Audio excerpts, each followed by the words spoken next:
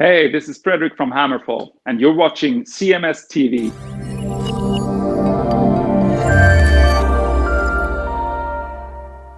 I'm going to wrap up this part of the show with two of our favorite topics rolled into one. All right, the Confederate flag and Donald Trump. No. Even more favorites than that. Dokken Yes. and Eddie Trunk. Oh, boy. So, remember... Well, wait a minute. Eddie Trunk lives rent-free in our brains. Yes, he does. He does. Were you aware of that? I acknowledged it. I said, yes, he does on that comment. I just find that hysterical. I love that comment, and I will say... I love the comment that you guys aren't wrong, but Eddie Trunk lives rent-free in your brains. Yes, he does. I don't disagree, but... I'm going to tell you, I'll tell that guy and anybody else that's listening the straight up truth. I think about Eddie Trunk and go to the internet to see if he said anything every single day. All right. Because I know that if he has, it makes for great content on the CMS. It does. Of course it does. So if that's living rent-free in my head, it's this little spot right here, right under my eye. It was right or over my eye. It's right above your temple. That's right. It's right there. It's the temple of the trunk, not temple of the dog, Right. but temple of the trunk. The underside of this skin has an E and a T tattooed on it because that's the spot where he lives. Right. I'm all about it. Now, this comes up on the heels of something that we talked about. Remember we were talking about Dokken always makes it to the stage on time? Yes. Well, of course, one of our fans threw me a BitChute link of one of Eddie Trunk's callers from 2019 Okay. complaining that Don doesn't make it to the stage on time. Okay. But and that part's fine. We can address that if you want to. What cracks me up in this video, and we've done this before, but since he lives in our heads, we'll redo some stuff. Yeah, your head is in New Jersey. Mine's in Las Vegas. Exactly right. He lives rent free in my Las Vegas head. He does. In fact, we project the sphere stuff on his fucking head. But here's the thing that I don't know. I'm going to give Ed a little bit of credit here. Okay. I don't know how he puts up with these callers. Well, again, we've often said so many of these callers call in with the most inane questions, comments. Yeah. And it's just like, it's all right there on the internet. Well, dude, that's not even it in this one. All right. Here's the premise, and I don't feel like I'm giving something away beforehand by giving this away because it's so fucking unbelievable. The premise here is Dokken played late and I had shit to do, so I couldn't stay. Is this Tammy? No, it's a guy. I had to leave early and I didn't get to meet you. So could you make up for it by calling me? Yes. It might as well be the same thing, but it's a guy this time. All right. And here's where it gets goofy. All right. Ed doesn't say, suck it up, dude. Ed says, well, tell me about the show. How was the crowd? How was it? Right. I was like, Ed, hammer this guy. Tell this guy to stop being a whiny bitch. If you can't stay up to go to the show, then don't go to the show. Yeah. You're not going to believe this. You're going to fucking laugh your ass off at this guy. Okay. And this is every Eddie Trunk. This is 5 years ago or 4 years ago or whatever. All right. And Ed is still putting up with this kind of shit today. So apparently this is the crowd he wants. So let me pull it up here on the screen. I'm telling you, you are going to crack the fuck up when you hear this. All right. Of course, it's a BitChute exclusive. All right, so here we go. Caller on Eddie Trunk. He's standing there with Mick and Don and Eddie. Yeah. So check it out. Here we go. All right. This is Jose, who's in New Jersey. Hi, Jose. Hey, Eddie, how you doing? Great. Good. I want to go back to Dockin, as a matter of fact. I live here in Portland, by Sayreville, and I went to the Starland Ballroom to see him a few weeks back, the day we pushed the clock forward. Mm-hmm. And my gripe was the show was fantastic, don't get me wrong, but I'm going to be 52 in June, so by midnight I'm a little tired, to be honest with you. And the issue was Metal Mike was one of the opening bands, and he got off stage about 10:15, and Don didn't come on till around 11:30. So I was with a good friend that lives down the shore, and he had to leave before Dockin even came on. And by the time I left, my brother stayed over at my house, and we left together, and we missed a lot of the encore because it was already 1:45. I was exhausted, and that's the night you flip the clock forward. So it would have been about 2 o'clock in the morning, and my brother had work the next morning. So we didn't stay for the encore. But by the time we left, about 90% of the crowd was gone as well. The issue is, I know he had plenty of time to get on earlier, but they either need to start this show or have less opening bands, because Dockin is definitely going to draw an older crowd. And I enjoyed it, but I know people that left that didn't enjoy it. And like I said, my friend Roger bought a ticket, and he didn't get to see them because he had to get home. He had things to do with his daughters that was home from college the next day. So, I know your opinion. I heard you mention this before, that some of these bands I don't think realize that the crowd is not the same as we were in 1986. How about Click? If this guy called the CMS, I would be lighting up your phone with the one-worder that just says click to hang up on him. What the fuck? So Dockin or Dawn is supposed to take into consideration that the clocks were changing that night. Yeah. That this guy's friend has something to do tomorrow. That his friend had responsibilities to take care of the following day. It was getting late. That the audience is now older than they were 25 or 30 years ago. So all these things. So I could see Dawn sitting in the dressing room doing calculus, going, well, let me see. It's 10 o'clock now, and my average fan is like 55, and the clocks go back an hour, and people got jobs to go to, and we better get out there on stage. Well, and let's even break this down a little further. The clocks always switch on a Saturday. So the fact that this guy had to go to work on a Sunday, not relevant. Not relevant, because most people don't go to work on the Saturday. And not only that, but he did mention a pertinent point, and a lot of promoters do this to try to cover all the costs. Well, they got to have less opening bands. Yeah.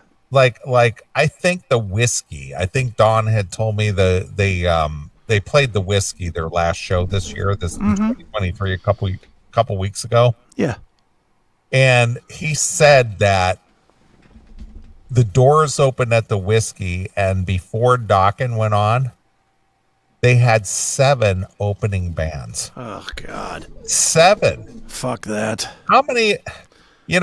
Everybody gets 30 minutes. Is that the deal? And then probably 20 minutes for some of them. Well, and then you got changeover and all this bullshit and stuff. It's just like, well, this is the club's problem. Yeah. Because, and again, he also made the comment, I know they could have gone on earlier. What does he know? Yeah. How do you know that? Because sometimes there's technical problems. Sometimes there's, I know Don because I've been with the guy for 30 years. Yeah. He has never delayed a show like Axl Rose and thought, you know what, I don't feel like hitting the stage right now. I'm just going to sit back here and smoke a couple more cigarettes and have couple more cocktails. I'll just go on when I feel like it.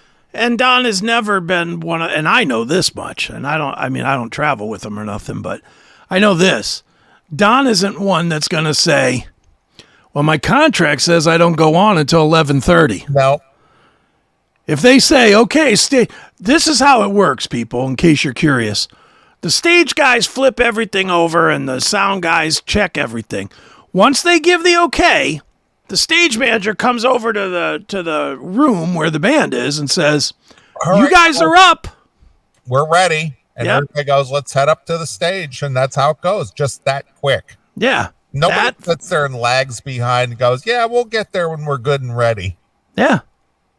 Exactly. So, I mean, this whole notion that Don just sat there, waiting for to screw his fans over, I guess. Yeah, I'll get there when I get there. You guys just kind of hang out.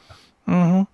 But bigger picture, why isn't Ed stopping this? Because he that's a good question. I have no idea. Why isn't he saying, dude, I don't give a shit about your friend and your mother and your time and the clock change. I mean, Ed should have been like, dude, you went to the show. It was fucking for this amount of time.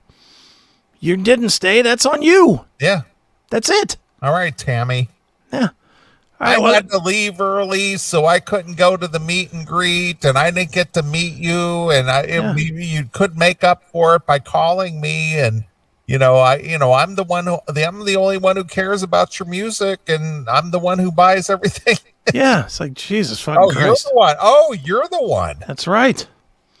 All right. Well, do you want to hear Ed's response to this? Please. He's going to light him up, right?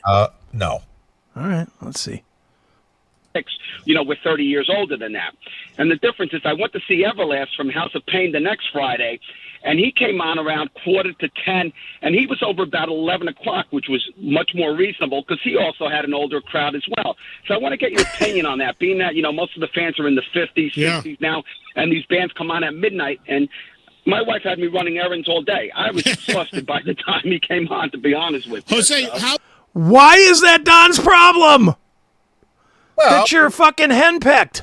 Yeah, because, I'm a husband. I got responsibilities. My wife has me running errands. I had to take the kids to soccer. I had things to do. I couldn't catch the Dawkins show and really enjoy it because by that time I was exhausted. So you owe it to me to work around my schedule. That's what this guy is basically saying. I know that's what he is saying. Yeah. Well, here's Ed's big response. All right. He's going to shut him down, right? Sure. How was the turnout overall for that Dawkins show when Dawkins played when they did go on? Yeah. Don't dare challenge this guy. Yeah. Just meet him with lighthearted fluff. Well, again, Eddie is commercially sponsored. Oh, my God. So, again, I don't want to, risk pissing anyone off or getting someone to complain against me because I certainly don't want to lose a sponsor because they pay for my 2 home ass in New Jersey and Las Vegas. Unbelievable. Cannot just say, dude, you're a grown-ass man. You went to a show. It went long. You left. Yeah, suck it up. Big fucking deal. Now you're calling a national radio show to whine about it? What's wrong with you homo bitch? Well, things need to be tailored toward my needs. Yeah, I guess so. And Ed is one of them. He's tailoring to... Oh, man, that sounds terrible. Tell me about the crowd, though. Was it good? Really? Was there more to this? Yeah, I'll play a little more. All right. How was it? Great. It was fantastic. I'm going to say, you've been to the Starland plenty of times. Yeah. I'm going to say it was probably about 95% sold out. Oh, that's good. Had a little room to walk around, but I'm going to say probably about 95. So it was, really good crowd. But the problem was they didn't last till the encore. Yeah. A friend of ours, him and his wife drove from Pennsylvania. She just had knee surgery. She's a huge Dawkins fan. She stayed till the end, but barely standing. She had a little couch in the back where. Again, why is that Don's problem? Well, again, all these issues. This guy has got like a shit ton of issues, and it's like you should have taken this into consideration. Yeah, but when you bought the fucking ticket. Maybe you don't go to Dawkins this time. Yeah, I mean, how about that? If a late night is just too much for your old ass to bear, yeah, don't go. Watch it on YouTube. I'm sorry, you're just gonna have to not go to the shows anymore. Yeah, I'm sure you get YouTube where you live there in Sayreville. Fucking watch it on YouTube. Hey, that just reminds me of when your former friend and unfortunately passed away. Mitch Kershefsky. Yeah. He had the World Series of Rock. Mm-hmm. Yeah. And, this thing went on for 3 days. It was like Friday, Saturday, and Sunday. Mm-hmm. And I remember the one year that he had Dokken as their headliner to close Sunday's show. Yeah. And Dokken had just got back in from Germany from the Wacken Festival. They flew in and they got in a little bit late. Right. And they didn't go on till, I don't think they went on till like 11. It was like 11:30 or something. It was late. Because I know you were doing the metal show and it was a Sunday night. Mm-hmm. And they didn't go on till like 11:30. Yeah. And your friend Mitch was saying, hey, if it's too late or if it's, you guys don't want to play, or if you guys are burned out, or it's late on a Sunday, you guys can just I'll pay you, but you don't have to play if you don't want. He said I'll tell people a pipe burst. Yeah, he says I'll tell people a pipe burst if you guys just don't want to play. And Don's like, yeah, fuck that, we're here, we're gonna play. Yeah. And they went on at 11:30, and I think they played till like 1. Yeah. Because I came over and caught most of the set. And then I hung out with Dawn after the show. Right. Like close to 2. And then I drove home 45 minutes. And then I had to be at work by 8. Yeah, but you didn't have your niece that had a swollen kneecap that had to sit down for some of it. But I didn't have to stay. You made the choice, just like this guy did. It's like, they went on at 11:30. Usually most venues close at 11. Yeah. Especially on a Sunday. Exactly. But Mitch kept the place open till 2:00 on a Sunday night into Monday morning to finish out the World Series of Rock. Yeah. And, people hung out. Yeah. They were there. But I had to go to work the next day, and I didn't go, oh, my God, those fucking guys, man, they didn't go on. I stayed because I wanted to.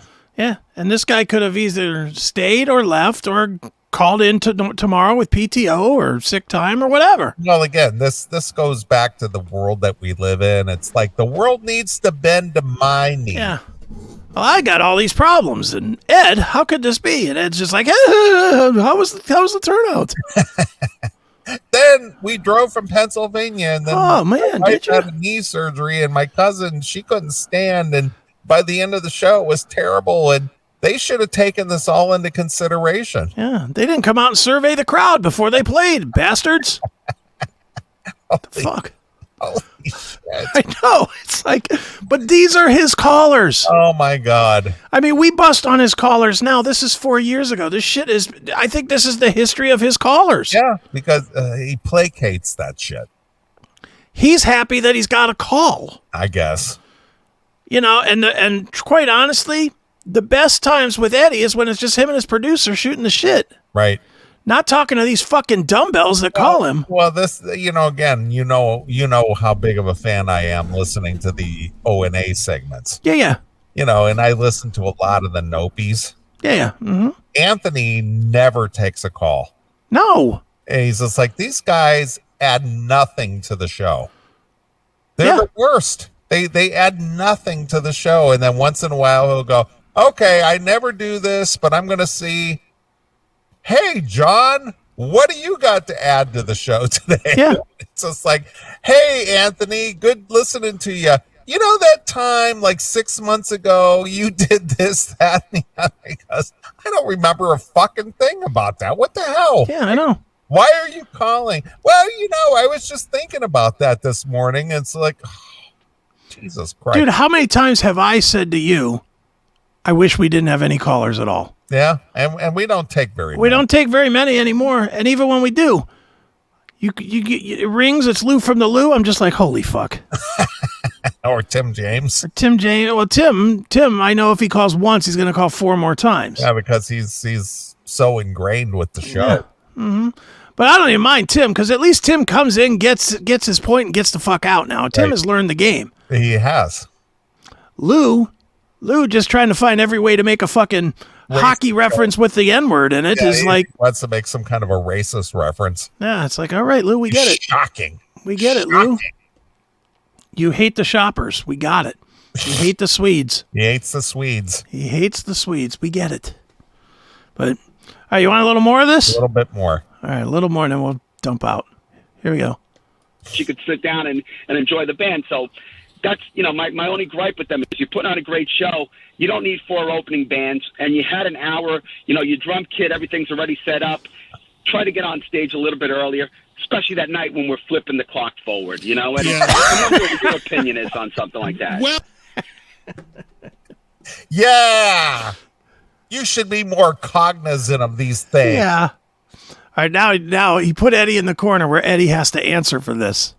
All right. What do you think Eddie's answer is? Well, dude, there's more circumstances there than what you might understand. I've been around this a long time. Yeah, since I invented concerts. Right, of course. All right, here's Ed's answer. Oh, I agree with you totally. What I'm curious about, Jose, is the fact that you're saying then that there was an hour and 15 minutes of downtime between the last band and the time Dokken went on, that there was over an hour of the stage being empty. I'm going to say at least an hour, or way over an hour, because, but we were looking at the watches, because my friend Rod's, like I said, he lives down the shore, so he's like, I got to get home. See? So we're looking at the time, and he's like, well, if Dokken comes on by 11, I can catch a couple songs and go. This was 10:15, 10:20 Metal Mike finished. My friend Roger left about 11:10, and they hadn't come on yet. I remember texting him at 11:26 specifically and saying, they're just about to come on. 26 specifically. We're getting this guy's minute-by-minute history of this show. And Ed's letting it go. Ed should just say, dude, what time did they get on? I don't give a shit about your friend Bob and his friend Mick and his fucking car trouble and the fact that he fucking lost the wheel out of his trunk. I don't care. His wife had knee surgery and they drove from Pennsylvania. Yeah, no one cares. What time did Dokken get on stage? And did they play a full show like you paid for? Yeah. That's all we need to know. Not all this other fucking bullshit. Holy smokes. All right, here we go. So this was about an hour 10, an hour 15 minutes of downtime, and they had the drum kit and everything already set up. So I don't know what, in the old days, I would have think Dokken would have been having a party backstage, but I don't think that was going on now. So I'm trying to figure out. Yeah. No, I don't know either. That's a weird one, Jose, and I agree with you completely, and thank you for the call. The thing is this. Why bands go on late so many first of all, the reason why there are usually multiple local opening acts on these shows is because they had to sell tickets to play. That is incredibly common on shows like this. When you see 3, 4, 5 local acts on a show, it's because 9 times out of 10, those bands they essentially paid. Anyway, he goes on and on. Yeah. I mean, he gives the right answer, but it's like, holy fuck. They have to sell tickets to play on the bill. Yeah. My point is, why didn't he cut that guy off like 5 minutes before? No, because he's the kind and gentler Chris and Neeley. Yeah, I guess so. He's Charles and Eugene. That's just so funny, man. But that's what happens when you're in a commercial, a commercial entity like commercial radio. Because you have to be nice. Yeah. Have to be nice. You can't piss anybody off. You can't get under anybody's skin. You can't be, abrupt or abrasive. Right. Because somebody will complain and somebody will affect your, one of your sponsors. And, hey, you're such a dick, man. Yeah, man. So then that's what it's all about. Well, that's Ed.